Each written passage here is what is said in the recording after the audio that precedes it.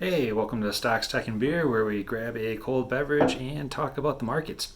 And today we're going to talk a little bit more about SPACs. And for those who've been watching, they know I like SPACs. It's a low risk, high reward investment opportunity. I mean, your downside's capped at around $10 a share. It's about as low as it'll fall. And the upside could be 20, 30, even 50% overnight if you're holding and a deal gets announced and the market really likes the company being brought public through the SPAC. So that's what I like about these SPACs. And when you're investing in the SPAC pre-merger, there's one thing you must know about the SPAC, and it's the number one most determinant factor on whether or not the SPAC is going to be successful and how much money you're going to make. But before we get to that, we're going to talk about beer. And disclaimer, like I say every time, not financial advice, blah, blah, blah, do your own homework, not responsible for any losses you may get from listening to this. So do your own homework.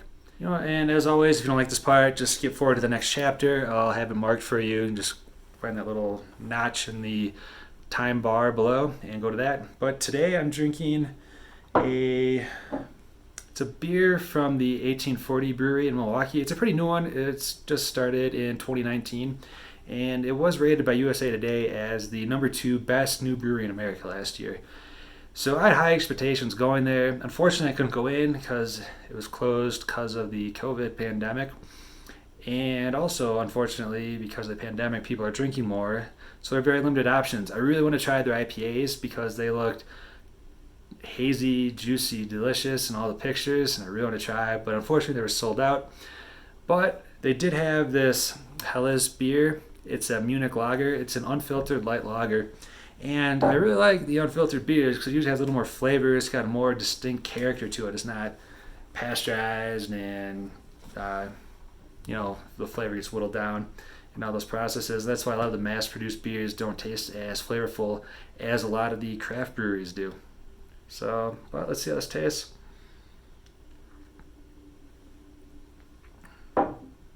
Definitely got some flavor to it. You can really taste some hops. For a light lager, this thing's got a lot of flavor to it. Wow. I've been surprised as I drink this every time. Every time it's going to be a real light, kind of Coors Light kind of thing, like I mentioned earlier. It's kind of bland in a different video. The first SPAC video, actually, drinking Coors Light because I'm in Colorado, still am. But, yeah, it's a lot of flavor. You can definitely taste the hops and the malt in there. And, yeah, I give this...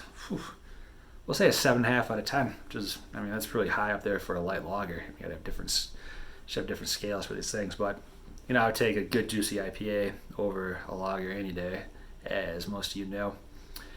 But anyways, rambling. Let's get on to the number one most important factor on whether your SPAC will be profitable and make a deal happen. Oh yeah, if you're not sure what a SPAC is, because you haven't watched my first video, I got a button up here. You can click on it, and it'll take you to the SPAC explainer.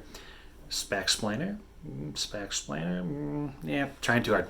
Anyways, go there, learn what it is, and then come back here and watch this video to learn to see what the number one factor is. And that number one factor is the management team or the sponsor, as we talked about in the first video.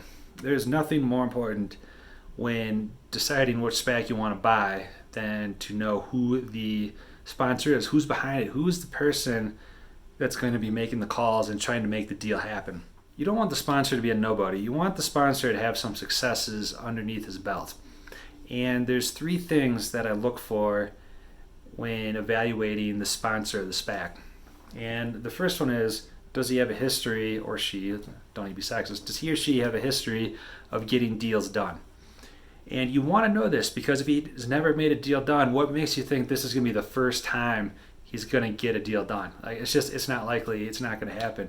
You want someone who's been out there and has been making deals and has a big network and is someone that people want to work with. So take Bill Ackman, for example. He's got the largest SPAC out there, the Pershing Square Tontine Holdings. It's a $4 billion IPO raise, and it's by far the largest SPAC out there. And he's made deals happen. He's been one of the best activist hedge fund investors of our time, making 20% a year before fees for his investors, and that's a huge return to get over those times. And he does that by making deals and being an activist, like going in there and helping a company improve its operations. That's what an activist investor does. Sees a problem, goes in there, buys shares, tells management how to fix it. And if they don't, he tries to kick management out. The second thing you want to look at when evaluating a manager is what can the manager or sponsor bring to the company it's bringing public. Because the SPACs, they get a large part of the company, like I said, up to 20% of the company plus warrants, so it could be more than that. And they're locked into holding these shares for a couple of years.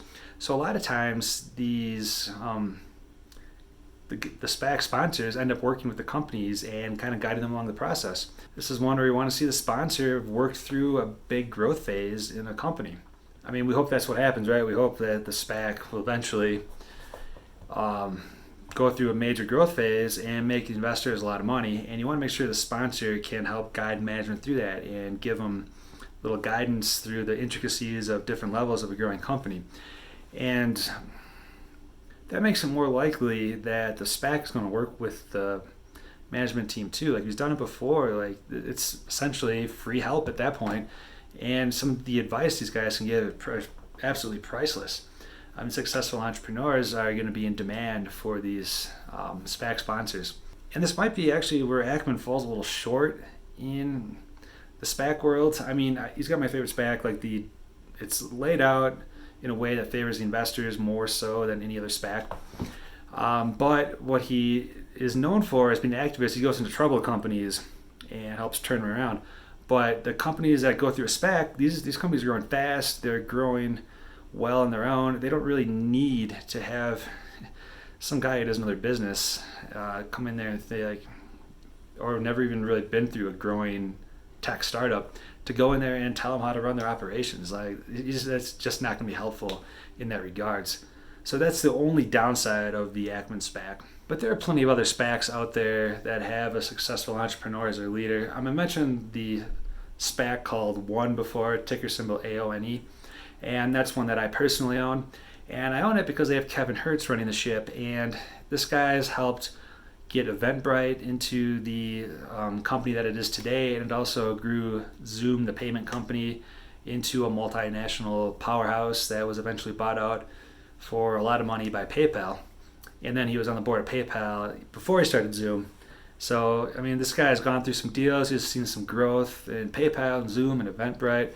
And he knows how to get things done in a growing company, and he would be a great person to bounce ideas off of or to provide guidance. And then you have the SPAC king, Chamath Palihapitiya. He's already effected 3 deals through his SPACs. The Social Capital Hedosophilias, 1, 2, 3. And